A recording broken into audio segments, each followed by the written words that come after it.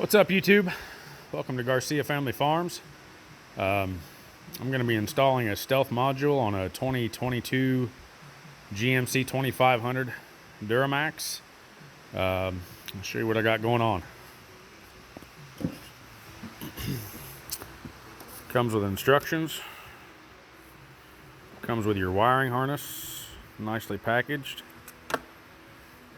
Comes with your 5-position or 4-position switch. I can't remember what it is.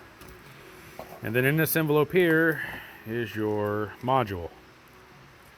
So I'll scan through the instructions here and I'll be right back. Okay, in the instructions it's be sure truck's been off, 15 minutes. Key fob needs to continue to stay away. So I don't know if it's with all trucks or with the newer ones, I'm not sure. My key fob, my truck don't even have a key. It's push button start, key fob. I guess the computer detects whether or not it's close. Anyhow, key fob needs to stay away from the vehicle. Please connect the negative battery terminals, which I've done. That one's off. Whoops. Now that one's off, and that one's off. Next, it says to locate the sensor connection shown above, which is right here. So we're gonna start pulling these connections apart and hook up the module. Okay guys, I struggled a little bit to get my map sensor off. I actually broke the tab, the little gray tab, but that's all right. When you take this off, this right here where my thumb is at, you have to push that down to get this clip off. I didn't see it because the gray tab was blocking it, but yeah, just a heads up. Now you're gonna connect these the wiring harness that come with the stealth module to your factory harness. In the instructions it shows you, it's got them circled in blue, which is the module harness, and then your factory harness is the ones in red. Stealth does a good job. They label their connectors.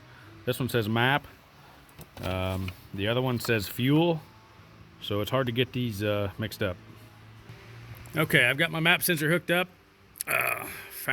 Factory harness hooked into the stealth harness.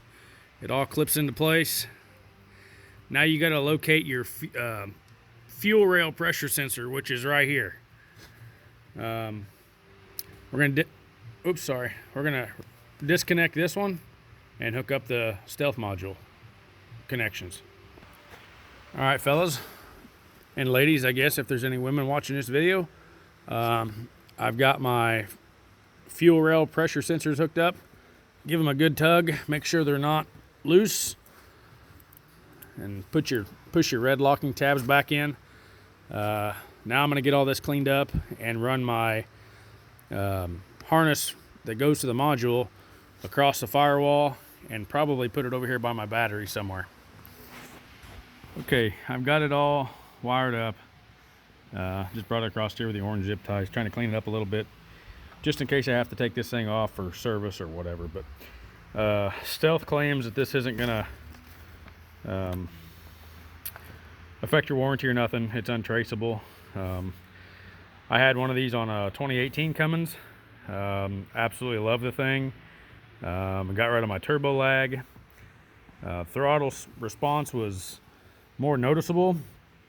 So I went ahead, upgraded trucks. I bought a 22 Duramax. Nothing wrong with the Ram, just wanted to try something different. That and the whole COVID thing, you couldn't get any vehicles. I mean, so I pretty well just sat down, figured out what I wanted, ordered this one, and they told me 10 weeks and I got it 10 months later. So anyhow, they do make a mention in their installation instructions. Module must be removed prior to any service or inspection. I'm sure that's just to cover their butt. I'm not sponsored by Stealth. I have nothing to do with Stealth. I'm just your average consumer. So I wanted to put that out there. So I'm no mechanic, shade tree mechanic, if you will. I do most of my own stuff, but I'm not teaching. This video is not a how-to or a teach you how to install this. So just put that out there. Next step is to install the module, this is what was in that black envelope I showed you in the beginning of the video. And it just plugs into this harness right there. I've got my harness plugged in. Sorry, the lighting's terrible, but harness is plugged in, and off that harness you'll have another quick connect, and that just goes for your turn dial here. In my last truck, I just left everything under the hood. I kind of like a clean look inside. I don't want to drill any holes or anything. So I'm going to tuck everything in right here in this hole, I imagine, and we'll see what happens. Okay, I've got the module tucked in here, and I tucked my switch right here.